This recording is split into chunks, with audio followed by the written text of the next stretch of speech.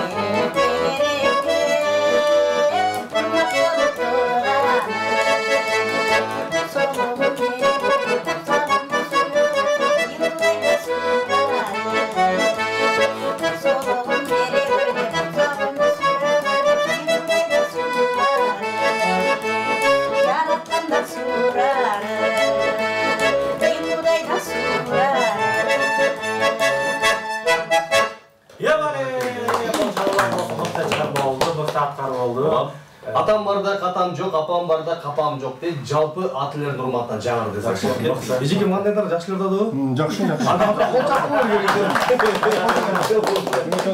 Бизге Кыргызстандын жазуучулар союзунун мүчөлөрү келип турган учуру негизи кыргыз эли жазуучуларга өтө бай, негизи бирок анда-санда колдоо жетишпей кетет, бираз. Бирок антсе дагы элибиз колдоо. Мыктылар көп бизде. Мыктылар көп. Ошол мыктылардын катарын толуктаган бизге мыкты жазуучулар келип калган. Келиңиз эми агай сөз баштан болсун, өзүңүз ушул союз тууралуу тааныштырып айта кетсеңиз, качан, кайда, кандай пайда болуп калды дегиле. Саламатсыңарбы, сыналгы көрүүчүлөр, Кутман таң, бүгүнкү Кутман таң көрүүчүлөрү, эрте тургандар. Эми менин атым Кыргызстан Жаштуулар союзунун мүчөсү Жыргалбек Шералиев. Эми биз Москва биринчиден Москва кайрыктары түптөлгөн. Москва кайрыктарынын көрүүчүлөр күйөрмандарына, Бишкек кайрыктарынын күйөрмандарына биринчиден салам жолдойбуз. Сиздерге дагы Пирамида телеканалына рахмат. Бүгүн ушу бизди унутпай чакырып койгонуңуздарга ийгилик. Эми баягы чапкан сайын чыга бербейт, көстөлө дейт, эми оңолорбуз. Эми анан эми бул Москва кайрыктары 2010-жылы Москвада Багыт Бапанов деген бизнесмен жигит бар. Ошол идеясы менен анан ал итти дагы мындай тарымчы жигит эмес да. Колунан келсе ушу мигранттык турмуш эми кыйналгандардын баарына жардам берет. Рахмат. Ошол анан ушундай Адашкан Пирматов, Акылбек Мамадалиев болуп анан ушундай бир идея болуп калды. Түзөлүү 10.000 Нур деген газет чыгарып, 10.000 бекер таратчыбыз мигранттаргачы. Анан ошол жерден мына өзүгү эле ошол жерден ырларыбызды мен биринчи жолу эсимде 11-жылы Жамгыр деген ырым жазып элечи, популярный болуп кеткен. Мына менин ырым окуйт экен деп анан звоноктор түшө баштады Москвадан. Кантип жаздыңыз деп эле. Анан ошол эми бир талант ар бир адамда бар, бир грамм. Анан биринчиден эрк керек экен, экинчиден ошо талыкпаган эмгек, ошо түйшөлүп сезимдериң бир козголуп турса ошол моментте жашаш керек. Анан кээ бирлер жазып баягы биздин албай айткан саргарган сардептерде калбаш керек. Анан мен ошо Москвада жүрүп эле мигрант 17 жыл болуп 4 китеп чыгардым, ырларда основном. Анан кийин 10 жылдыгын ушу республикалык масштабта филармонияда өткөрөлү деп 20-жыл ошондо оюбуз бар болчу жакшы. Бардык жакшы адамдарды, инсандарды чакырып, таланттууларды. Анан ал эми ушундай шарт болуп калды, пандемияга байланыштуу болбой. Бирок 2020-жылы 20-декабрда бул Кыргызстандын бардык областтарында, аймактарында Ошто өттү, Баткенде өттү, Москва кайрыктарынын Бишкекте өткөрдүк биз мына Алкул Осмонов өткөрдүк жакшы. Мөктөм Мамаева деген эжеңер бар, Санкт-Петербургда киши келип катышып, жогорку деңгээлде өттү, Москвада өттү. Анан эми бул Москва кайрыктарын ошо бияктагысы баягы Бишкек кайрыктары деп, анан биз да чыгармачылыкты тыштабай, акыл насаатыбызды айтып, мастер-класстарды өткөрөлү деп дагы ойлорубуз бар.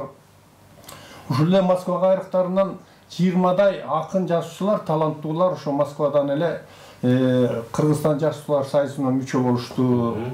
Анан эми келечеги бар, ошол биринчиден Багыт Бапановго ден соолук рахмат түшүп коюптур да.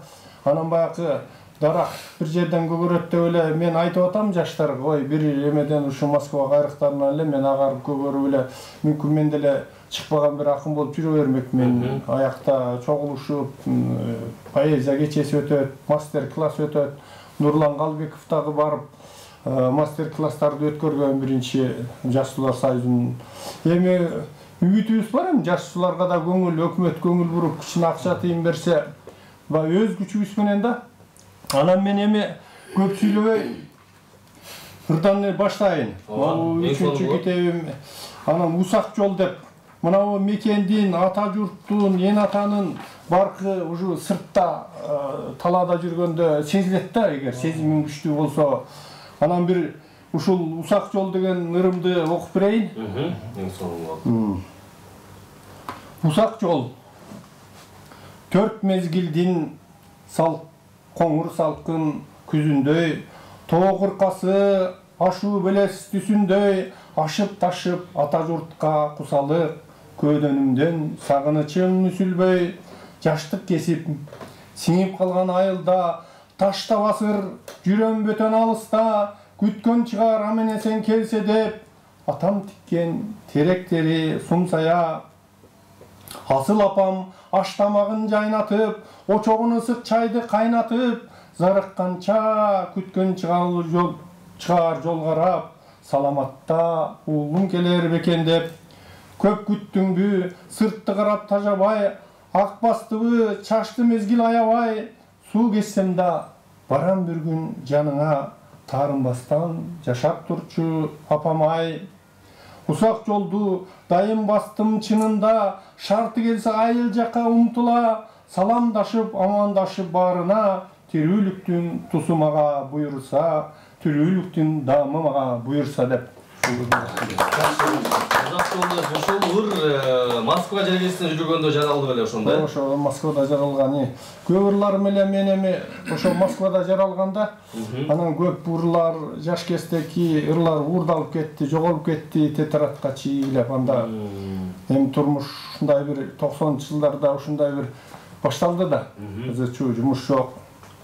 Анан эми талант болсо баягы Расул Гамсатовда бир досу тоодон баласын кат жасат экен. Балам, ой досум, мен балам бүттү. Ушуну өзүңдө акын кылып чыгар десе, ой досум деп, биздин тоолордо, Кавказдын тоолордо булактар бар, эле ушунда атылып чыккан дейт. Эгерде таланты болсо, оргуп алып чыгат. Мен деле аны акындыкка, жашчылыкка үйрөтүү эмес деп ошенткен экен да. Ошондой анан дагы мүмкүн болсо сразу эле мен анан кийинки кесекти берейин. Ошол Нур деген газета чыгарып, анан бир ырымды берсем эми 15 мүнөттөн бир ырлар кээ бир 6 айда жазылат, бир айда жазылат.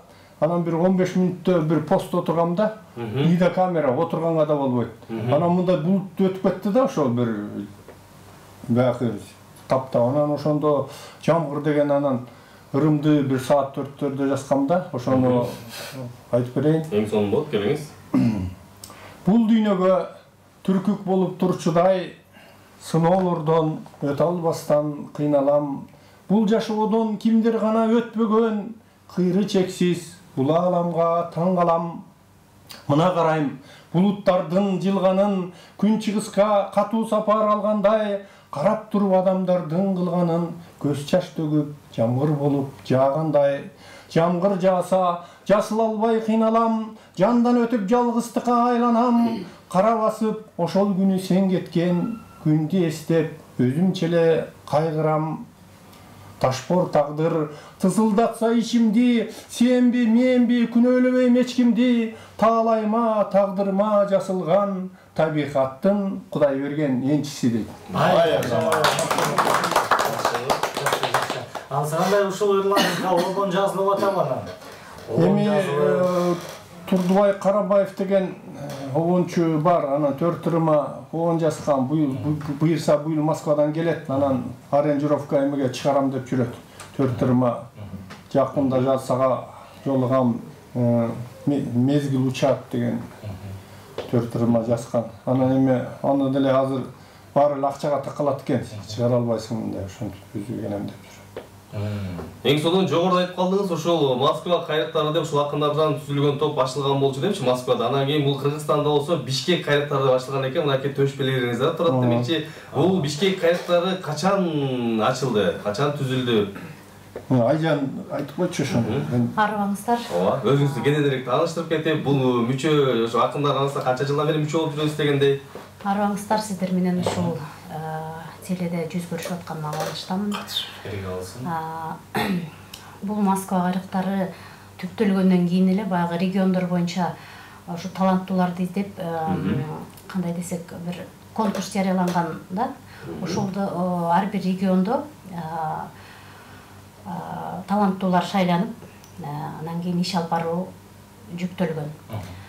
7 област болсо 7 областта тең кайрыктардын адай клубу бар. Мен өзүм болсо бул адай клубка кошулганыма бир 2 жылдын жүзү болду. Ушул ага эжелерден сабак алып, таалим алып, колдон келишинче жүрөктөн чыккан ырларды жазганга аракет кылып атабыз. Жакшы, мыкты. Ооба. Анан бул ушул клубка кошулганда кандай максат менен келдиңиз? Ушул Кыргызстанга эмне кылайын деп келген чагыңыз? Ата бир максат койдуңуз да? Албетте, ар бир адамда максат ала койгон нерселер бар да. Негизи бул чыгармачылык, мен айтсам жаңылышпайм, бул төрөлгөндөн негизи болот экен да, баягы чыгармачылыкка жакын адам болот экен. Өзүм кесибим боюнча мугалиммин. Бирок мектеп жылдарынан эле ошо ыр жакка жакын экенмин. Анан кез-кезде баягы жаш кезде бир аз ыр жазып, 4 сап, 5 сап жазып койчу элем. Анан негизи өзүм ушу ыр жазган адамдарга аябай суктанчу элем да. Анан ошо акын жазуучулардын ырларын окуп, аябай мындай жан дүйнөмө неме алам да, эргүү алам.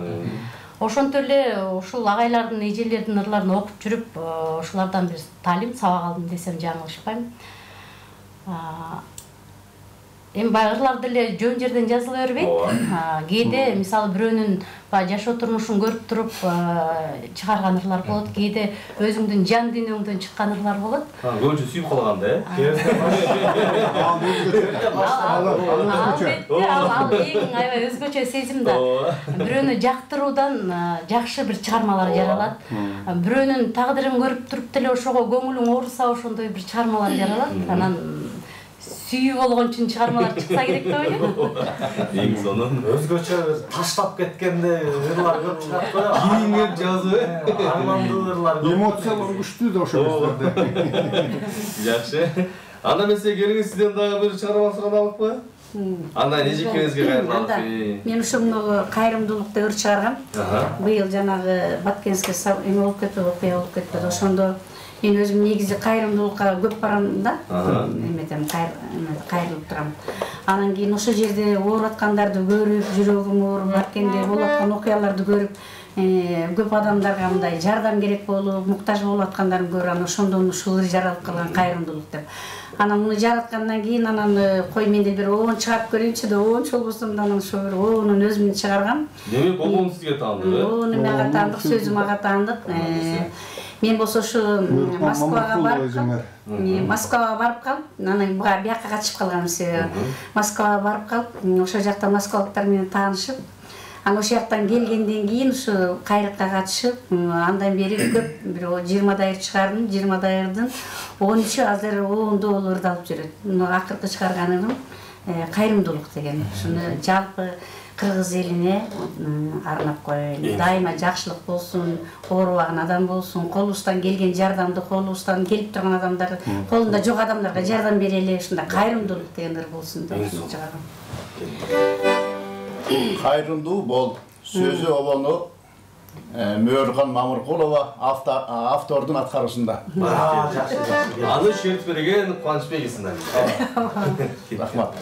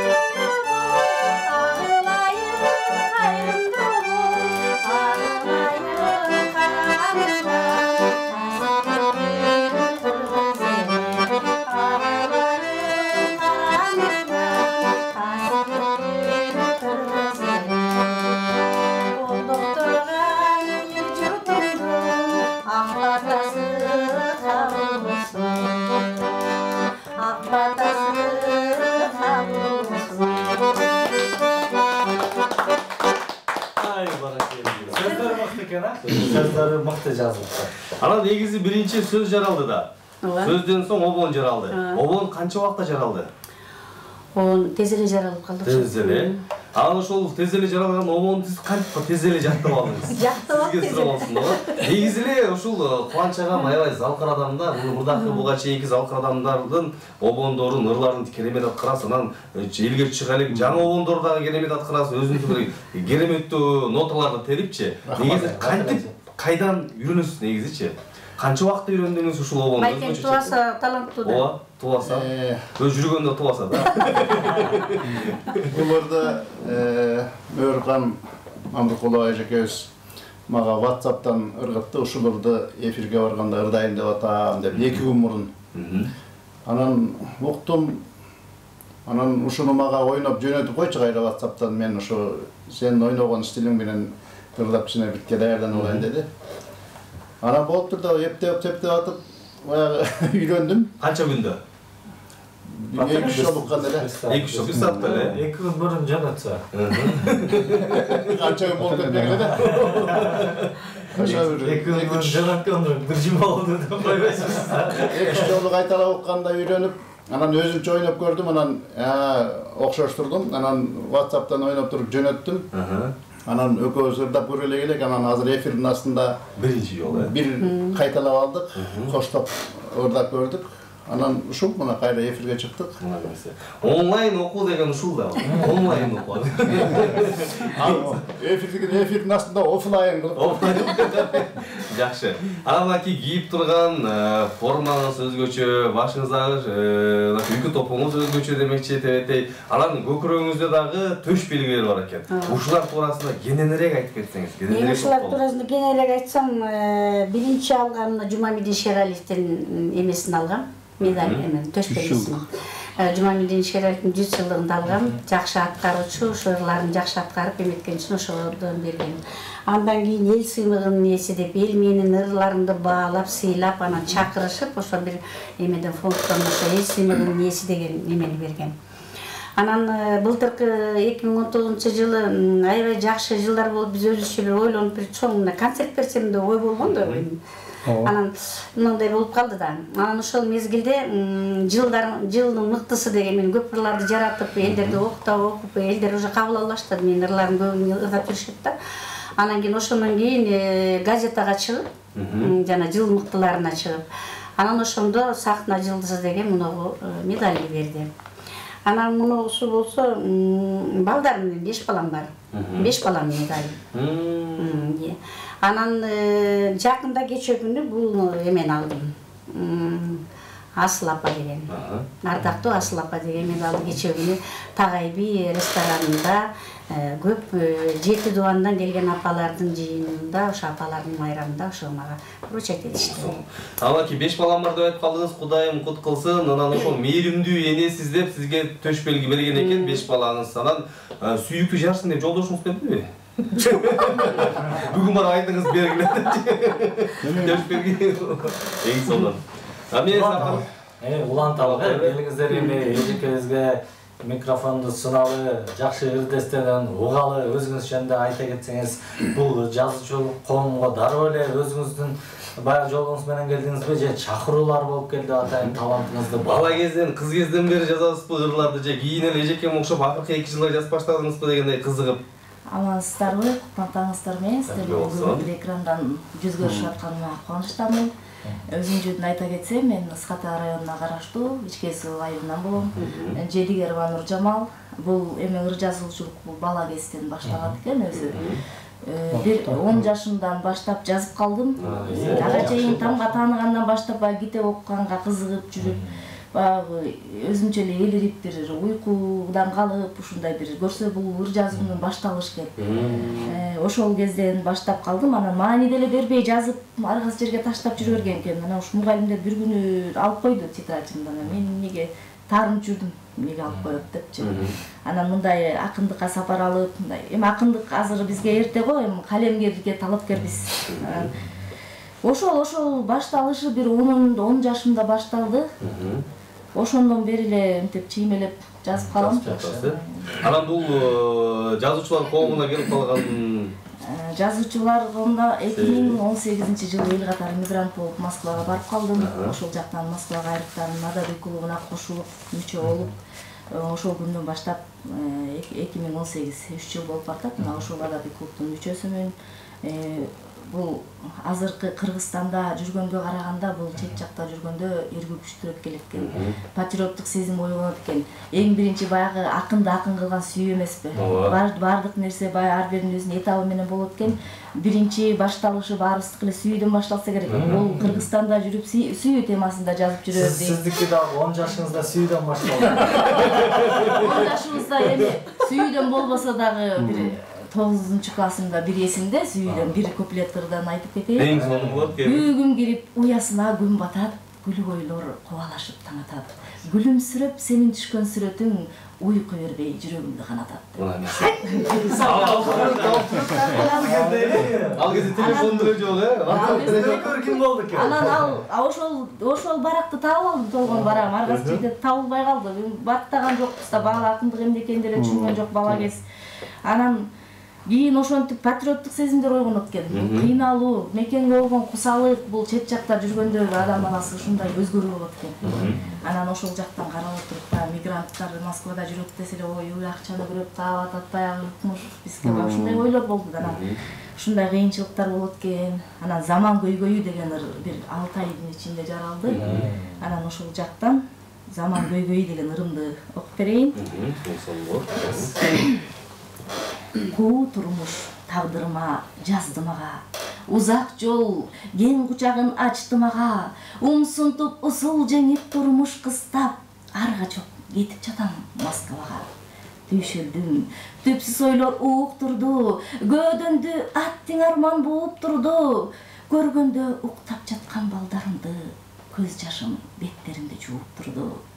Оокат деп далба сурат бүт жүгүрүп, жыргал жок бөтөн жерде күт жүгүлүп, жалыгып көр оокаттын азабынан, көйгөйүн айткандар көп үшкүрүнүп. Ала тоо ак мөңгүлүү жер калды, ата журт маңдайакы тери калды, аялы ак чартынан кууп кетип, балдарга баш көз болуп эр калды. Тамташты тапкан оокат баар калды, атене ак сакалдуу кары калды, аттанып акча издеп эри кетип, алмадай бышып турган жар калды. Башталган иши бүтпөй чала калды, атене медерине муукум канбай, муң канып муңдуу кабак бала калды. Өлүчөлүү өп жап этет тапканыбыз, аралаш эркек аял жатканыбыз, кыйгачтап эптеп барып жатып калмай, оюлуп бүтмөй болду капталыбыз. Көчөдө текшерүү көп жолубуздар, кантебиз арга жокта шорубуз бар, керилип тынчуктамай бизде кайдан, туш-туштан кулак жарат коңуруктар. Арманы ат башынан ашкан кыргыз, ааламдын булуң буручун баскан кыргыз, түйшөлүп маңдайакы терин төгүп, өз эмес өкмөтүндө баккан кыргыз. Жан үрөп, чарчаганды билбегени, караарып көңүл чөгүп кирдегени, түшүнүп көңүл бөлбөйт төбөлдөрүң, көйгөйдүн көңүчүгү кимде деги. Көңүлгө кирбей кооңдун бузулганы, кулкунун майлап жүрөт кутундары, айланып кетмей болду кулчулукка байыркы баатыр манас тукумдары. Салмактуу сабыры күч сын кыз демек, сыздаса сырын ачпас кыргыз делет, чачылып үзүлгөндү улоо үчүн, кыргызга чыгаан үндү чыңгыз керек. Кыйналып кыркырларды аштык демек, аргасыз ар тарапка качтык демек, агылган кыргыз сенин токтотууга акылман кандакайдай баштык керек. Түндү урап кыргыз кулабасын, түнөрүп жаттан көмөк сурабасын, өзгөдөн үмүт кылбай өз жеринен, өзүнүн таап жесин шыбагасын.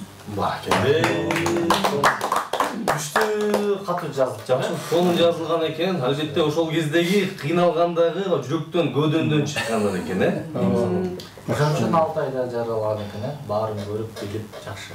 Ооба. Күчтүү сөздөр экен, Ойлондурат го, ойлондурат.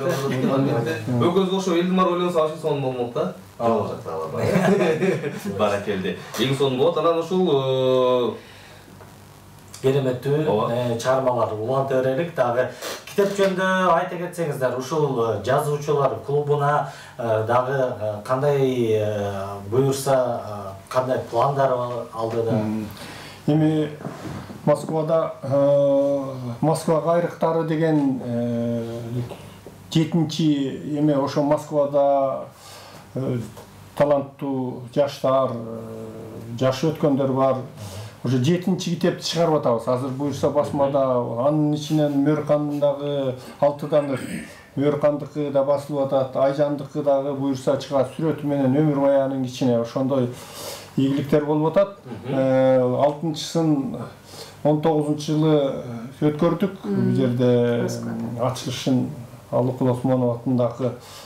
Эми жакшы эле, бул Кыргызстан деп күйүп-пышып, ошо чет жерде ким Нуржамал айтканда чет жерде баягы айылыңда өскөн ата журттун аны күйүп-пышып мындай күйүп-пышасың. Мен да өзүм ошол революцияга катышкан, революциянын баатырымын. Анан бака эмеден күйүп-пышып жүрүп анан нам бербеген соң анан ушу поэзияга өтүп азыр мындай көп кийлишпейм. Саясат деген эми бул татаалыш экен. Андан көрө бир чыгарма жасап алсаң ушундай кубанасың да. Баягы акындыктын атын чаап сапарымда Айжан, Мөркан ырларымды окуп бирден талда көңүлгө толбой калса жазгандарым кой кайтарып кетсемби деп тоолорго да. Эми тоолорунда жакшы касиеттер бар. Кыйкырсаң. Анан эми Айжанга дагы бул эме берели, ырлары мунуку да бышып жетилип калыптыр. Окуп берсин, эми көп сүйлөбөй. Келиңиздер, мен агай эжелердей болуп окумуш жаза албасам дагы бир-аз чимилип коем. Анан бул пандемияда баарыбыз эле көп жакшы адамдарыбыздан айрылып калды. Экономикабыз түшүп кетти дегенде, бийликке нааразычылыктар көбөйдү дегенде, анан дагы отуруп эне болгондон кийин, аял болгондон кийин баардыгына эле күйүп пыша берет экенсиң. Колуңан эч нерсе келбесе деле мекенге болгон сүйүү, элиңе болгон сүйүү күчтүүрөөк болот экен. Анан бир-аз көңүлүм ооруп атып жазып койдум эле, шуну окуп берейин. Ооруп турам, көңүлүмсүз мен бүгүн. Оор тартып, кыйнайт алсыз жүрөгүм. Көрө албай келечегин элимдин, сансыз ойдон мен негедир жүдөдүм. Тумандуу, так көрүнбөйт эртеңкиси, кыбырашат өз жолунда ар бириси. Өлбөстүн күнүн көрүп аттың арман, арабасын сүйрөйт алсыз ар кимиси. Бийликтин эли менен иши жоктой, жүрүшөт акыреттен алар коркпой. Адамдын өмүрлөрү тыйынчалык, эс алууда жүрүшөт көңүл токтой. Оорудан канча өмүрлөр кыйылууда, сүйлөгөндөр чындыкты тыйылууда. Эмне деген заман болду түшүнбөймүн, жакшылардын арасы суюлууда. Заман жакшы, элдердин пейли жаман, азыркы жашообузда түйшүк саман. Элибиз кыйналдыго жетишээрлик, чор болуп тилиндиго асты таман. Жашашат кээ бирөөлөр нанга жетпей, кээ бирөө кыйынсынат нанды тепсей. Акчалуулар эл башкарып калган учур, жашашат өжөрлөнүп кууса кетпей. Айта берсем түгөнбөйт экен арман, өкмөттүн кулактары укпай калган. Ооз көптүрүп болгону сүйлөй алат, айткандары иш жүзүнө ашпай калган. Өкмөткө ишеништин кереги жок, алардын курсактары пейили ток. Кыргызым, айланайын улуу элим, кайгыруунун азыр бизге кереги жок. Деп ырып атсаңыз кубаныч агабыздагы бир жазуучулук касиети пайда болгон окшойт. Илком келе баштады. Дал ошол ручка калемди колго алып, акчамды колго алып, бир жаза баштады окшойт. Сыныктан бүгүштүү дегенде баягы чөйрөң ошондой болсо болот. Мисалы үчүн Алыкул Осмонов биздин клубка Алыкул Осмонов ким экенин окуган бир чыгармасын келгендер, кийин эми кичине сезим талант бар экен да, жазып акын болуп ырларын чыгарып жүргөндөр бар. Ошондой. Эң сонун. Анан жогоруда айтып калдыңыз, сиз мугалиммин депчи, кайсыл сабактан бересиз ошондо? Мен башталгыч класстарда мугалим болуп, мугалимдикти аркалагам, кесиптик. Баягы жашоо турмушка байланыштуу бир аз эле эмгектендим. Андан кийин бул кесипти таштап койдум десем болот. Азыр болсо баягы турмушка, шартка байланыштуу эле колдон келген иштерди кылып жүрөм. Өзүм негизи баягы ыр жазуу менен бирге кыргыз элинде баягы жакшылык тойлордо өзүм ырга жакындап атпаймынбы? Ырдап жүрөм. Анан мугалимдик кесип менен алектенбей калдым. Алдыда оюңузда барбы? Кайра ушу улантканга кайрадан барбы? Деги кыргыз тилинен болобу же кыргыз адабиятынан болобу, кайра сабак берейин депчи?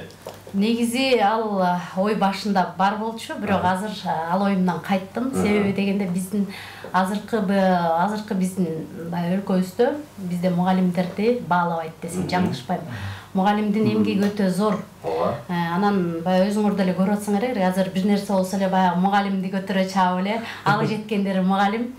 Анан баягы мындай карап келгенде эле айлык акысы аз. Чынын айтыш керекпиз, ал мугалимдин айлык акысы менен жашоого бизде азыр мүмкүн эмес.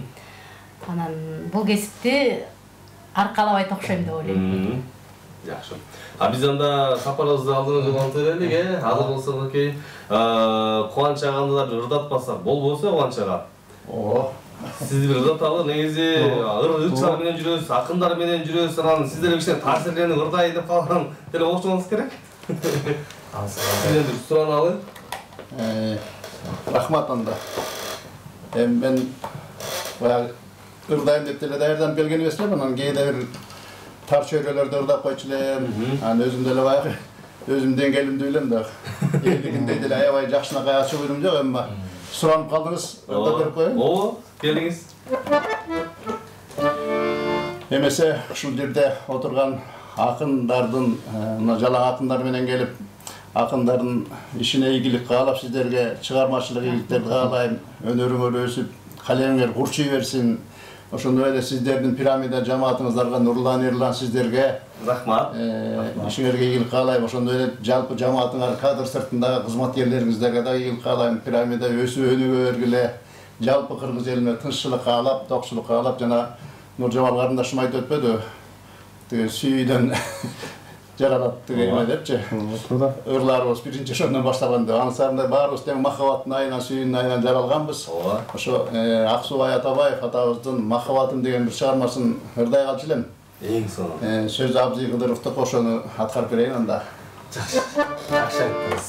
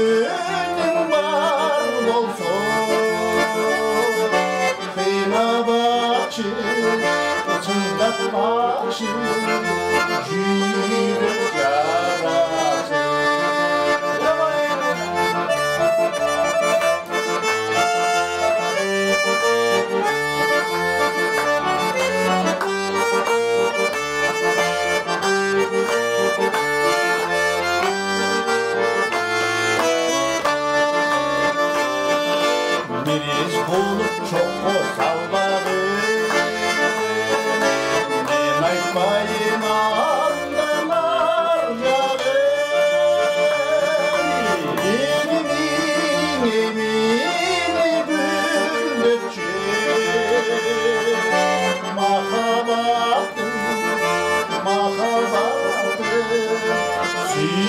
suygen ardağım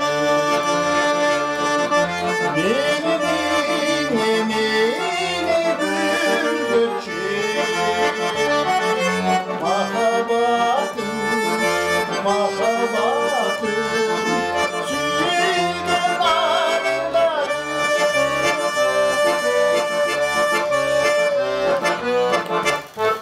Ay barak geldi. Sizge жаққанда болып кетті да? Жықты деп. Ең соны жақсы. Ан кез-кезде ушинтип жеңилтебезген сүйүңүздү арнап, сыздатпачы, кыйнабачы деп ордап коесуз. Ошентип ырдап жүргөнүн алдым да. Сулуулугуна карап, Султанып жүрүп. Анан бүгүнкү күнгө чейин сүйүбүз али күчүндө.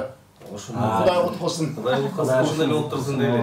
Негизи жыл өткөн сайын, күн өткөн сайын сүйүү күчөй берип атпайбы? Ансыңарда сиздердики аябай ашып атпайбы? Аябай ашып. Жакшы. Кийинки китеп жөнүндө айта кетпейсизби? Кийинки китепти калгап ошол эми бул негизи жазганын Москвадан эле жасабыз ошол жерден. Анан Кыргызстандан эле чыгарабыз да, Кыргызстандан ал басмалардан. Анан эми китептер ошол чыгып атат. Азыр дагы бир чоң китеп жазып атам. Эми мындай кээ бирде окуп алса китептериң эметпесе мындай подаркага, тааныштарга бересиң анан. Ай мындан ары тиги Түгөлбай казак обон жаратпайм дегендей. А бирок талант болгон соң келе берет экен да. Уктап жазсаң, эметсең, басып турсаң ушундай сезимдер келет, козголот. Анан жазыла берет экен. Дагы эле чыгып алып, анан мындай тоолорго чыгып алып кагаз, ручка постоянно жүрөт. Жаса берем ошолчу кичине келген ойлорду. Анан эми бул айтпадык Атамекендин эмесин Кадыр Баркын ошо чет жакта жүрүп, мен 17 жыл жүрдүм Москвада. Ошол жакта окугам. 17 жыл өтүп кеттим, кой деп анан Тамташ калат экен. Баягы бир ырым бар. Тамташты дагы илинген сүрөттү дагы шайтандар көрө берип тажады го депчи. Эшиктер шамал болуп баягы калдырады деп туруп анан үй жай калат экен эми талат үстү жүрсөң. Анан кой деп кемпирим дагы кел, кой болду эми дүйнөнүн түбүнө жетпей. Кемпирди таштап коюп өзүңүз жүрдүңүзбү? Жок, кемпирим да барган, ал депортация болуп кеткен. Орустарга жакпай койду. Ошол жок, эми ошондо футбол боюнча чемпионат Москвада болуп калып, аэропортко мага карагандан регистрациясы эме болчу, чистый, а меники фальшивый. Ошол бир подружкасына жасатып алган. Шереметова келсе эле ошол жерден чыгарбайбы, план боюнча айдап ийген да, андан кийин баргысы келбей койду. Анан ошону менен кой деп анан келип. Анан ошол эми бул бир чети баягы түшүнбөгөндөргө оор экен да, оор деп коет эми, талант деп өзүбүз баалап алабыз. Анан жазуучулар бир бюджеттен акча бөлсө жакшы оңолуп кетебиз деп Омар Султанов айткандай. Эми да акындар бул жарды жалгыз, анан жалгыз дейт, ошо жалгыздыктан, анан жардылыктан анан жасалат экен да монда, сонун элерчи. Анан эми Атамекен жөнүндө ошо Москвадан жаздым эле, ушул ырымды окуп берейин. Ата журтум, өзүң менен мактанам, өмүр берсе, сенден даңкты албасам, мелмилжеген тоолоруңда жүргөндөй, ар убакта эстеп сени сагынам.